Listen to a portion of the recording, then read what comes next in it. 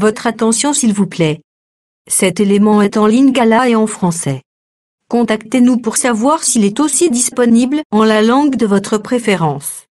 Veuillez aussi noter qu'il est en audio uniquement, dépourvu de ce fait d'image originaire.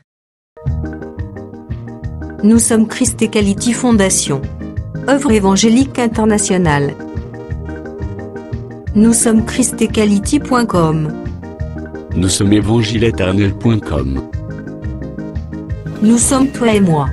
Nous sommes vous et nous. Nous sommes tous ensemble réunis, main dans la main pour la conservation, la promotion et le partage de notre commun héritage, qu'est l'évangile éternel, ou le pourquoi de chaque choix de chaque choix de chaque choix. Notre évangélisation se fait au moyen de nos sites web, christequality.com et évangile-éternel.com. Au moyen de notre web radio évangile-éternel.com. Au moyen de notre web télé évangile-éternel.com TV. Au moyen de nos publications et brochures. Et au moyen d'autres ressources traditionnelles et contemporaines d'évangélisation des masses telles que les médias sociaux.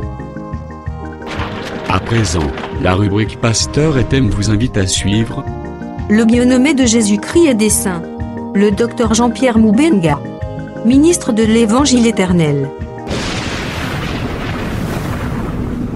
Bonne édification au nom de notre commun Seigneur et Dieu Jésus-Christ. Amen. De nous, que nous puissions diminuer, que nous puissions nous effacer, et que toi tu t'élèves. Au nom du Seigneur Jésus-Christ, nous avons ainsi prié. Amen. Acclamons le Seigneur, il est notre roi. Nous allons rester un peu debout.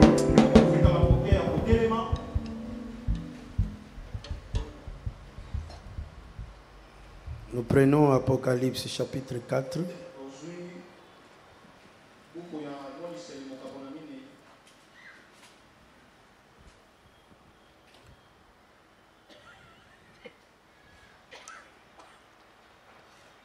Nous lisons le verset 3 et 4.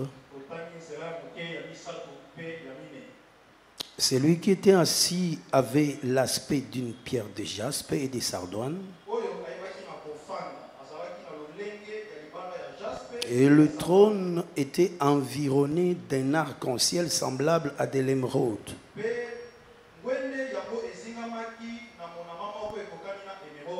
Autour du trône, j'ai vu 24 trônes. Et sur ces trônes, 24 vieillards assis, revêtus de vêtements blancs, et sur leur tête des couronnes d'or. Je prends le verset 9-10. Quand les êtres vivants rendent gloire et honneur et action de grâce à celui qui est assis sur le trône, à celui qui vit au siècle des siècles,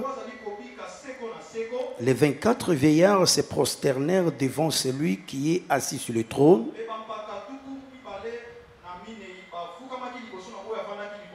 et ils adorèrent celui qui vit au siècle des siècles. Et ils jetèrent leur couronne devant le trône en disant,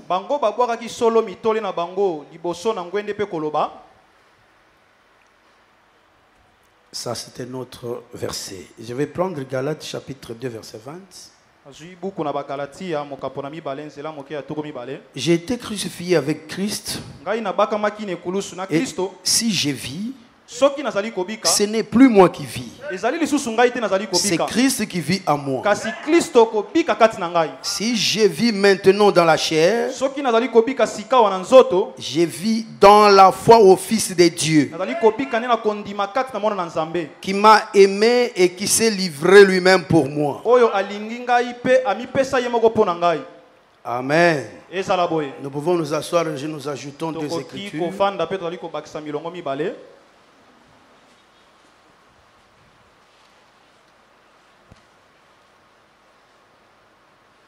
Nous ajoutons l'écriture de Michée chapitre 4. Soyons très attentifs à ces dernières lectures également. Le Seigneur pourra nous aider à travers ça. Verset 5. Tandis que tous les peuples marchent chacun au nom de son Dieu, nous marchons nous au nom de l'Éternel notre Dieu, à toujours et à perpétuité. Est-ce que vous croyez à ça? Nous prenons Exode chapitre 33, le verset 16. Comment sera-t-il donc certain que j'ai trouvé grâce à tes yeux, moi et ton peuple? N'est-ce pas quand tu marcheras avec nous et quand nous serons distingués, moi et ton peuple, de tous les peuples qui sont sur la face de la terre?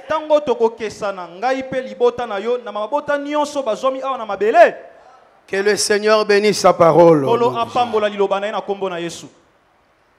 Nous disons que nous sommes heureux d'être ensemble parce que c'est ça l'écriture. Et on s'est toujours dit que lorsqu'on se retrouve ici, même si tu avais des problèmes, deviens content, heureux.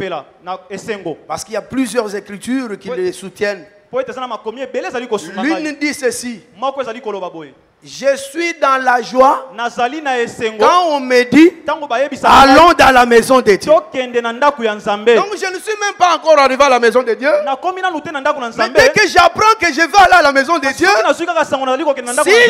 si j'étais triste, ma tristesse doit quitter. Et je vous ai dit pourquoi. C'est parce que dans la maison de Dieu, Hébreux chapitre 4 verset 16 s'accomplit. Nous venons avec des problèmes, mais quand nous arrivons, nous trouvons Dieu. Dieu, lorsqu'il a rendez-vous avec nous dans ce sens-là, l'Écriture dit que c'est pour venir nous secourir dans nos besoins. Et il faut déjà être sûr que j'ai des problèmes, mais puisque je vais dans la maison de Dieu, je vais trouver solution. Parce que c'est l'Éternel qui a la solution à mes problèmes. Est-ce que nous sommes là ensemble, frère?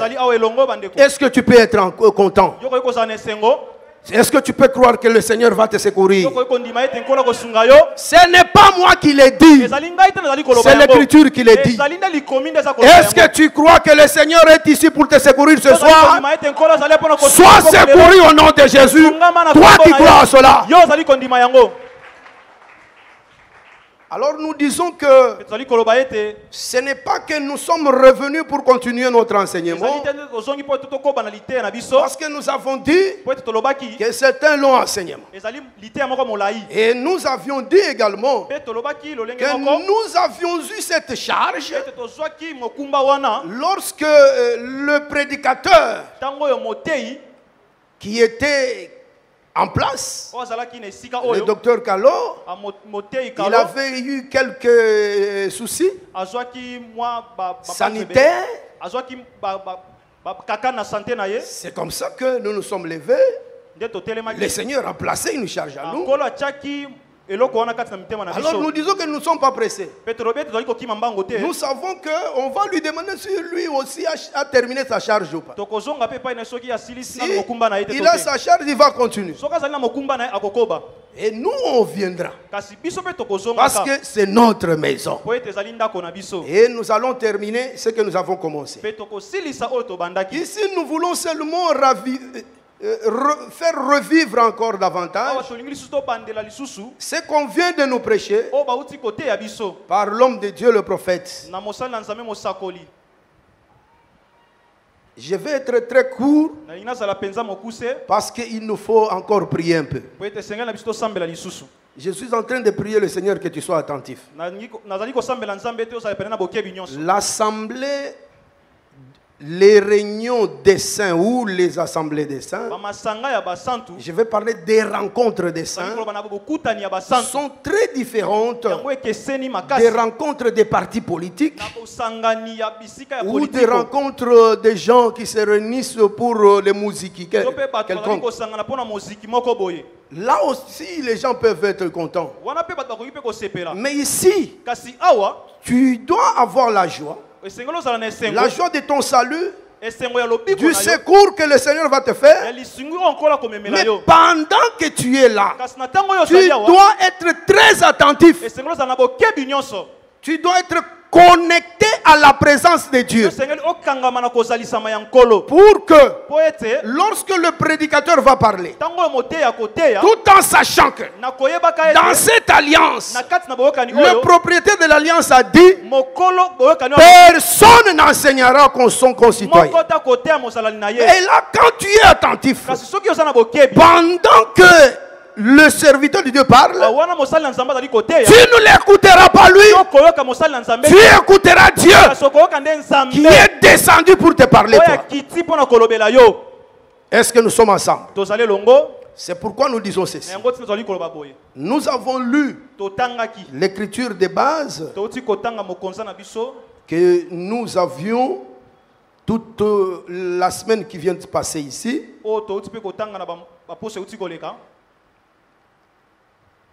On nous a dit, celui qui était assis avait l'aspect de la pierre de jaspe et de sardoine. Et le trône était environné d'un arc-en-ciel semblable à de l'émeraude. L'homme de Dieu a beaucoup insisté sur cet aspect. Et puis, le thème, la base de son thème était ceci, le verset 10.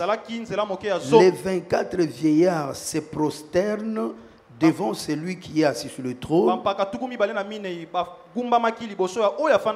et ils adorent celui qui vit au siècle des siècles et ils jettent leur couronne devant le trône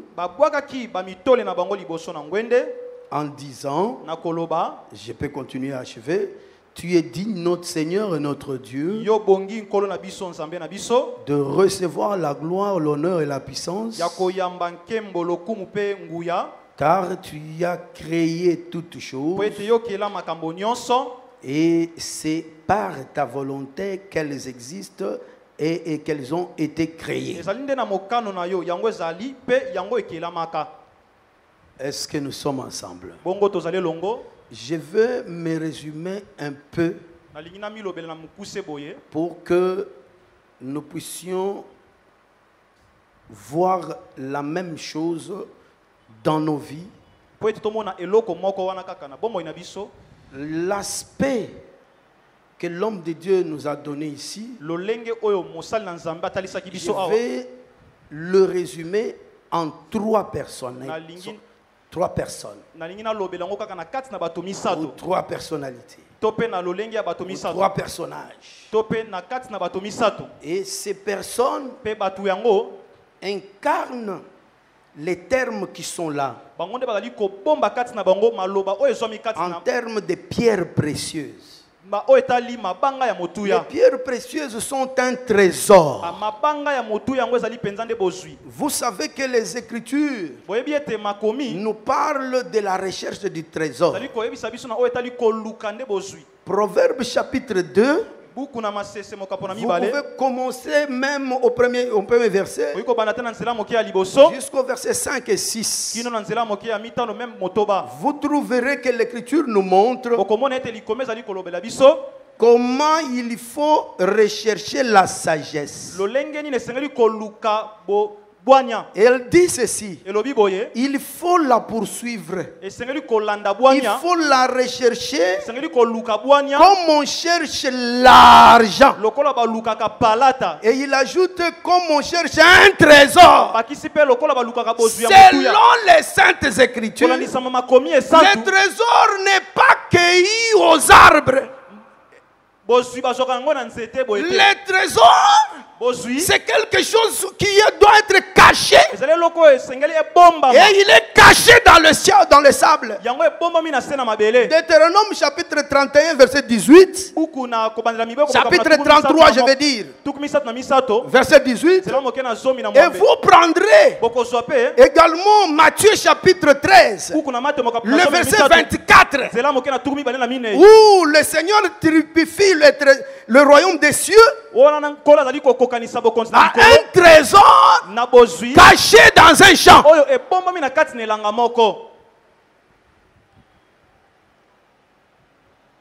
Et là, pour trouver le trésor là, vous pouvez prendre Matthieu 13. Vous pouvez le ramener dans Proverbe chapitre 2. Vous trouverez que ce qu'on appelle ce trésor là, c'est de la sagesse.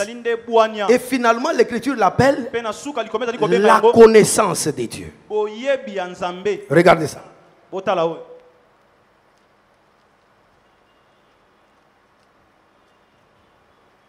Trouvons ça rapidement.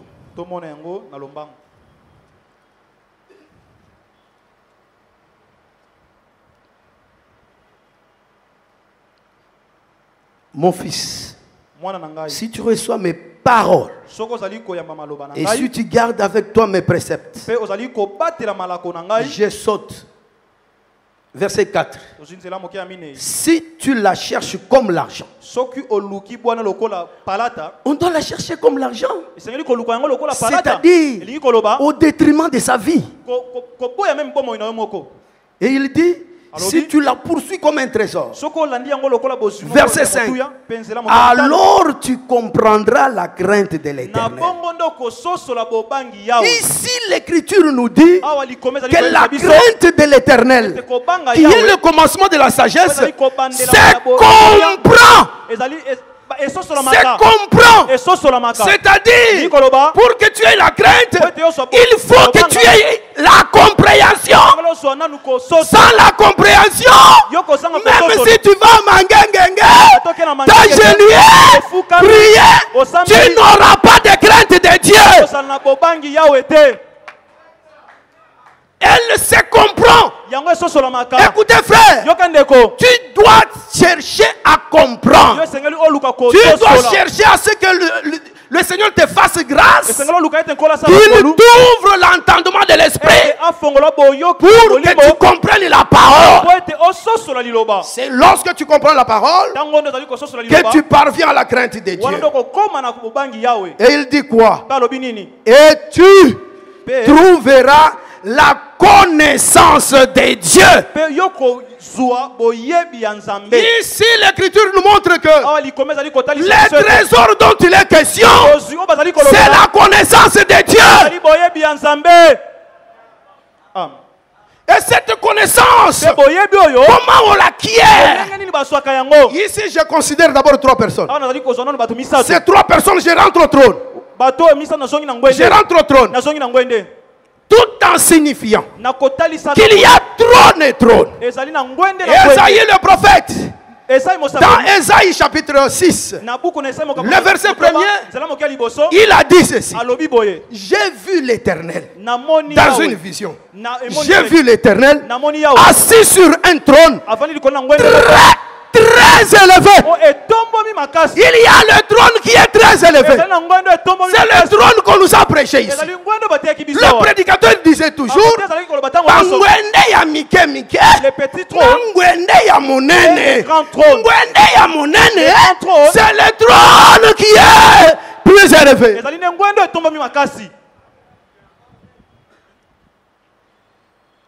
Mais écoutez, Les 3 personnes dont je voulais parler en passant.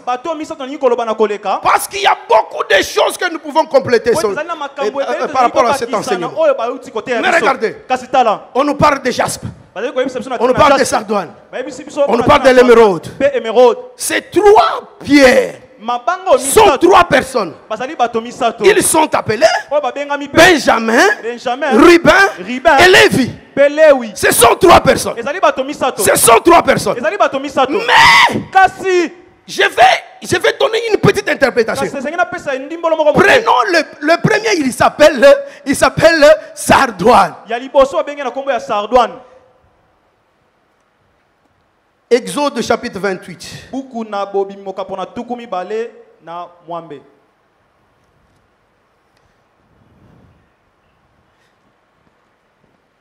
Verset 15. Tu feras le pectoral du jugement, artistement travaillé. Tu le feras du même travail que les fautes. Et tu le feras d'or, de fil bleu pour cramoisi.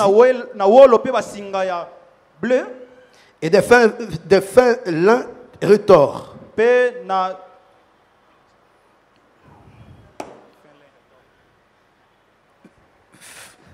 Fin lin balinga. Verset 17, allons vite à la besogne. Tu y enchasseras une garniture de pierre.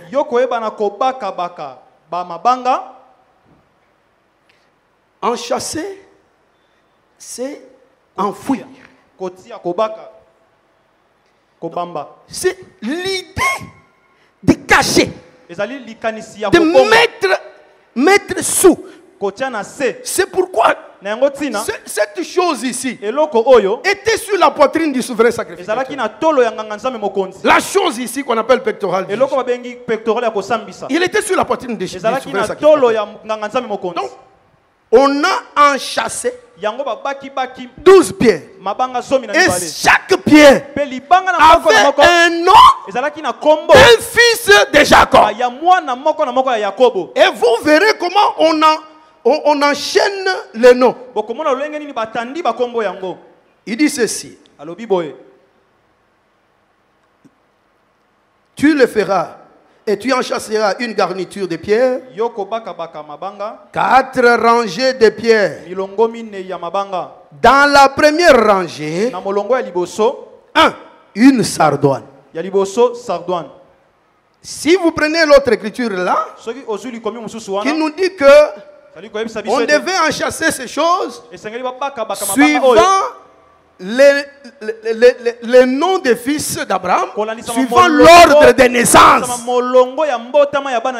Est-ce que vous me suivez? Quand nous suivons l'ordre de naissance, le premier de Jacob s'appelle qui? Ici on dit, dans la première rangée, la première position, c'est une sardoine. Nous comprenons et nous sommes fiers que personne ne peut nous renverser. Avec cette écriture, que sardoine, c'est Ruben. Or, Ruben, Genèse 49, l'appel, c'est la puissance, la force, la vigueur de Dieu. Dieu dans sa puissance. C'est-à-dire, lorsque nous le ramenons dans Apocalypse 5, c'est lui le lion de la tribu de Juda. Dieu dans sa puissance.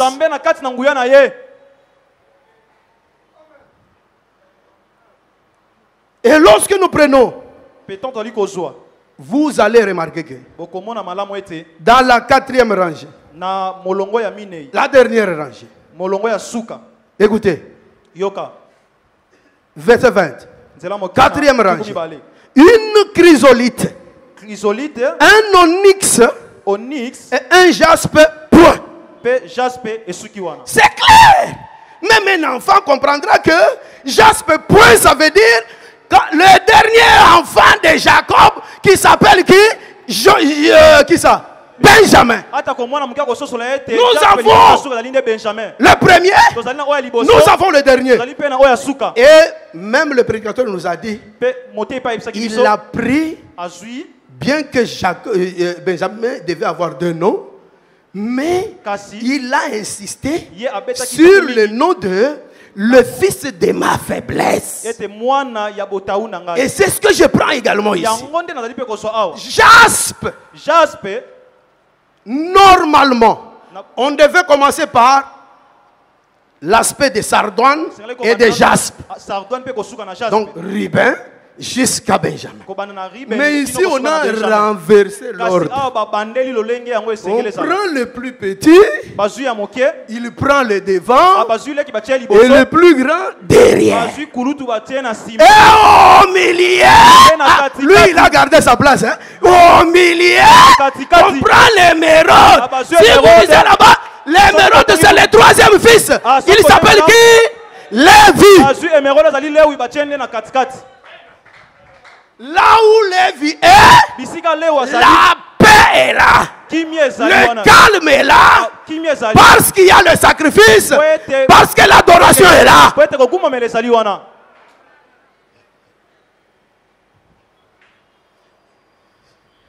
Pourquoi on a renversé?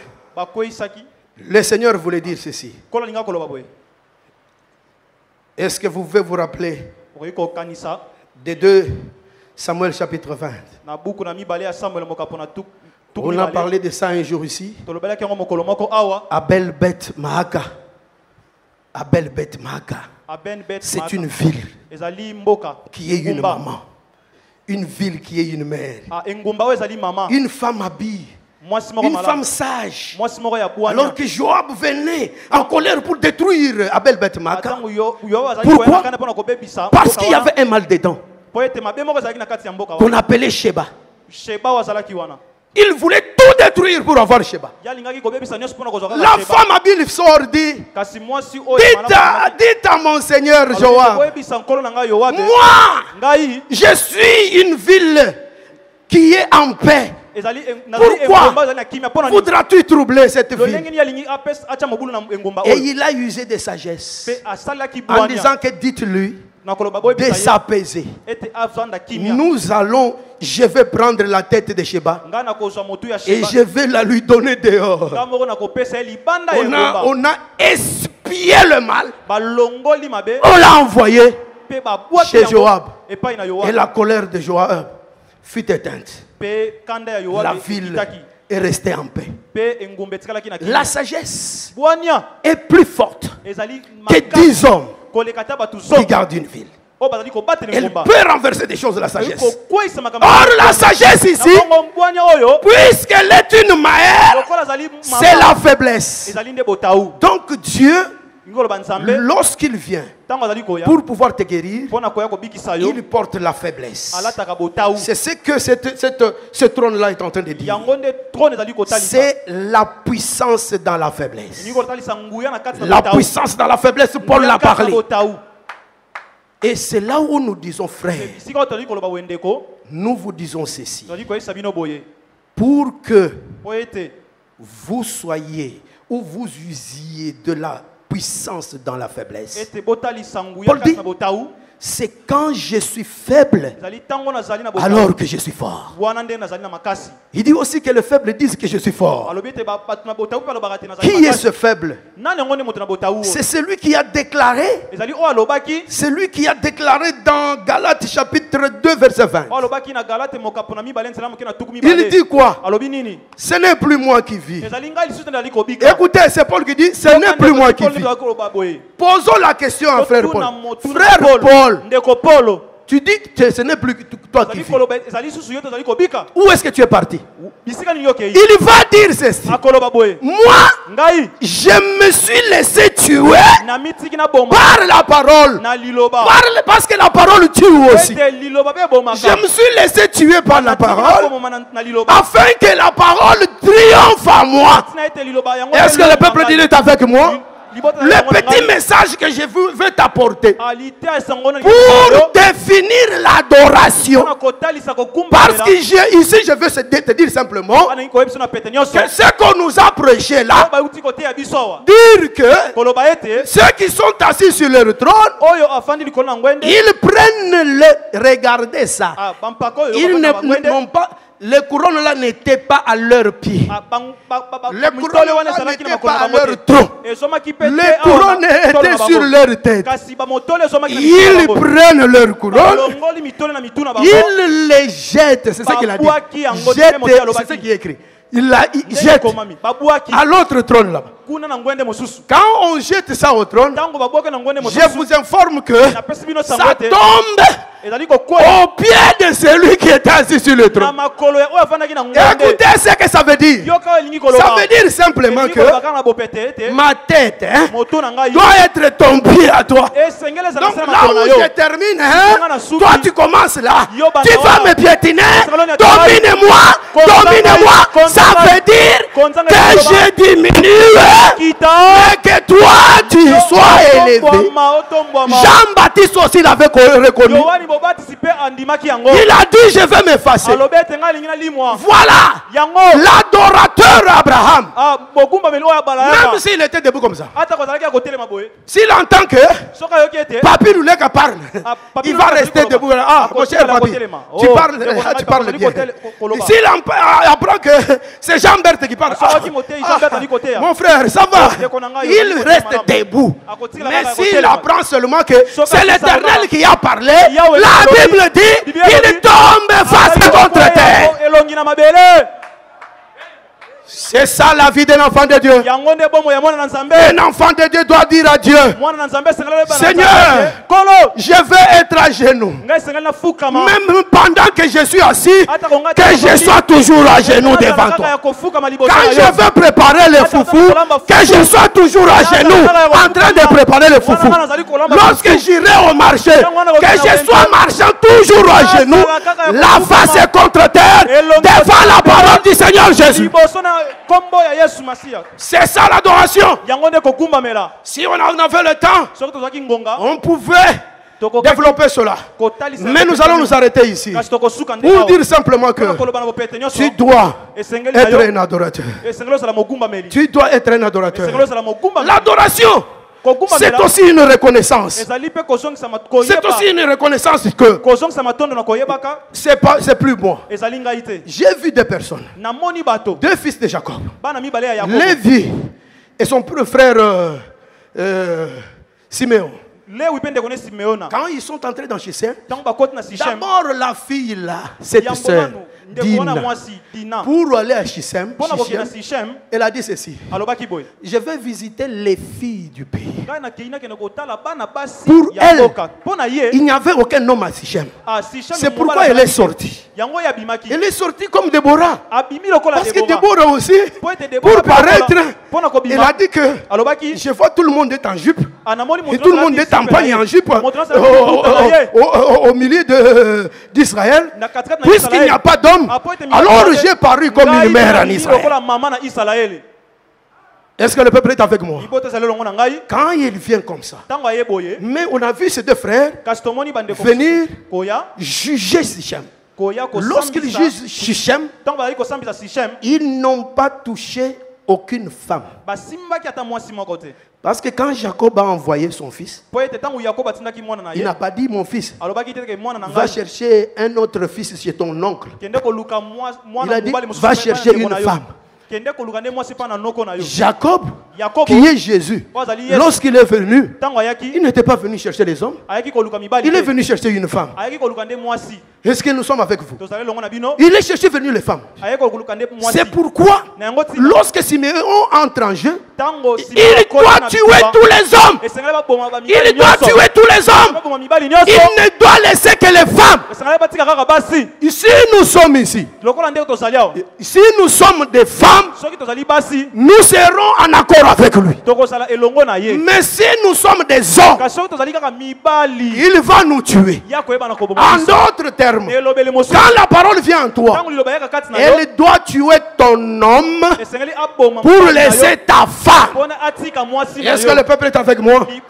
La femme, c'est la soumission. La femme, c'est la serviabilité.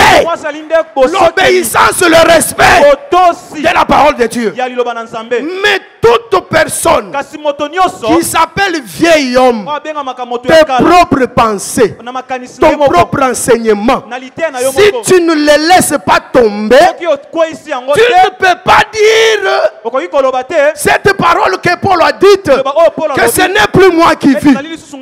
Parce que quand la parole vient, elle trouve que tu es toujours vivant, toi. Tu ne veux pas te laisser tuer. Mon exhortation, c'est que tu dois te laisser tuer. Laisse-toi tuer par la parole. Est-ce qu'il y a des frères qui veulent se laisser tuer ici? Est-ce qu'il y a des sœurs qui veulent se laisser tuer ici? Si nous nous laissons tuer, mes frères, ça sera Jésus qui va vivre en nous. Même quand l'Écriture dit ceci, si vous croyez en moi, vos ennemis seront mes ennemis. Vos adversaires seront mes adversaires. Il n'y a pas de magie possible là-bas. Il faut que toi tu acceptes d'être tué par la parole pour que ce soit l'affaire de Dieu lui-même. Et lui s'élèvera et il va combattre pour toi. Lorsque toi tu seras effacé, ça sera son affaire. Tes ennemis là, lorsqu'ils viendront, ils ne te trouveront pas toi. Tu seras déjà mort. Ils auront affaire au Dieu qui vit en toi. Est-ce que le peuple est avec moi? Je m'arrête ici. Je voudrais dire simplement que tu te lèves, que tu te mettes un peu debout pour dire merci au Seigneur. Et tu vas dire au Seigneur, je me dispose pour que je fasse tomber mes pensées, que je fasse tomber mes sentiments, que j'accepte de mourir réellement. Parce qu'il y a des frères et des sœurs qui meurent, qui ne meurent pas. Ils restent toujours debout. Ils trompent comme s'ils sont morts. Ils regardent avec un œil. Donc ils sont toujours vivants. Mais ils se disent, nous acceptons de mourir. Non, laisse-toi mourir. Que la parole te remplace. J'avais dit que la politique de ôte-toi de là que je me mette, c'est une politique propre à l'Éternel. Si tu le laisses passer en toi, d'après Hébreux chapitre 4 verset 12, il va faire tomber tes pensées. Il va renverser ton être. Et ce qui va rester en toi, ça sera seulement lui. Tous tes ennemis, lorsqu'ils viendront pour te tuer, ils ne te trouveront pas. Ils trouveront Jésus en toi. Ils te chercheront. Ils ne te trouveront pas. Mais Jésus va s'occuper d'eux. Et j'aime cette expression. Il dit, si j'ai vu dans la foi en la foi au Fils de Dieu. Il n'a pas dit la foi au Fils de l'homme. Il dit la foi au Fils de Dieu. Parce qu'il sait ceci, que le Fils de Dieu a apparu pour détruire les œuvres du malheur. Si tu as la foi au Fils de Dieu, tu vas s'effacer. Tu vas laisser le Fils de Dieu faire son travail. Et son travail, c'est le travail de détruire les œuvres du malheur. Il va détruire les œuvres du malheur en toi. Et il va s'occuper de tes ennemis. Est-ce que vous croyez à cela, frère? Prie, dis au Seigneur que tu t'effaces, qu'il te fasse la grâce d'être effacé pour que lui-même soit vivant en toi et qu'il affronte tes ennemis. Nous prions au nom de Jésus.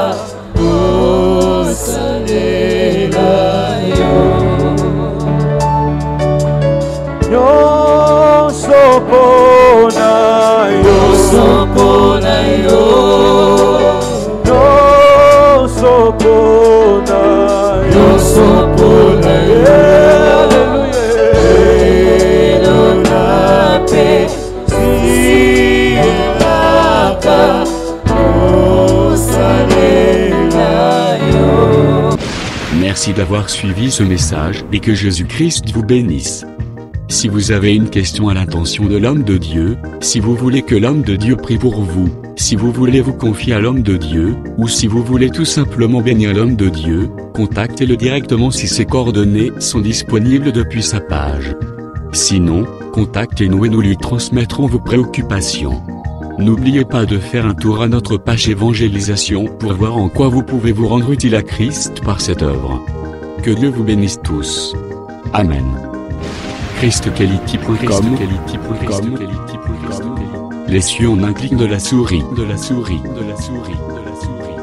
Évangile-éternel.com. Le site de l'Évangile éternel.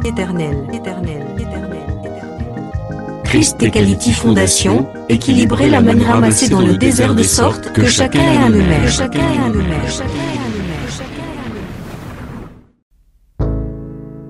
Branchez-vous sur ChristEquality.com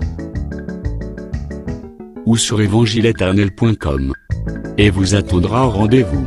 La radio mondiale évangile-éternel.com, enseignement non-stop. La télé prophétique, évangile-éternel.com TV. Enseignement quantique et documentaire biblique. L'église virtuelle, assemblée et culte de prière des saints, en ligne et en direct. La rubrique Pasteur et thème. Retrouvez tous les ministres de l'Évangile éternel, en vidéo, audio et texte. La rubrique Bible révélée, explication prophétique de la Bible, mot à mot. La rubrique Questions et réponses, expose les réponses des ministres à vos questions difficiles et compliquées. La rubrique Prophétie et actualité, décrypte pour vous, l'actualité, en rapport avec les prophéties bibliques. La rubrique Aréopage, ouvre à tous, et sans censure, le libre débat et exposition contradictoire. Évangile-éternel.com, démystifié au moyen de l'enseignement, des erreurs, des fausses religions, églises, doctrines et philosophie. Nos enseignements confrontent l'apostasie et les idées préconçues pour vous attacher à la saine doctrine. Vous y trouverez de l'exhortation, du réconfort spirituel et de l'incitation à vous sanctifier. Sur évangile-éternel.com, sollicitez une requête de prière, et les ministres et plusieurs saints prieront pour vous. Retrouvez des cantiques chantés par des saints et des cantiques instrumentaux. Venez y apprendre d'autres langues à travers la Bible audio multilingue. Les enseignements sont en toutes les langues. évangile-éternel.com, le site de l'Évangile éternel. Motivez-nous en souscrivant à l'une de nos chaînes YouTube, celle de votre préférence linguistique. Et venez évangéliser avec nous en partageant, autant que faire se peut, notre site web, nos YouTube channels ainsi que toutes nos publications. Merci de le faire et que Jésus-Christ notre commun Seigneur et Dieu vous bénisse tous. Amen. ChristEquality.com. Les cieux sont à la portée de votre main, juste par un simple clic de la souris. ChristEquality Fondation, équilibrer la manne ramassée dans le désert de sorte que chacun ait un numéro.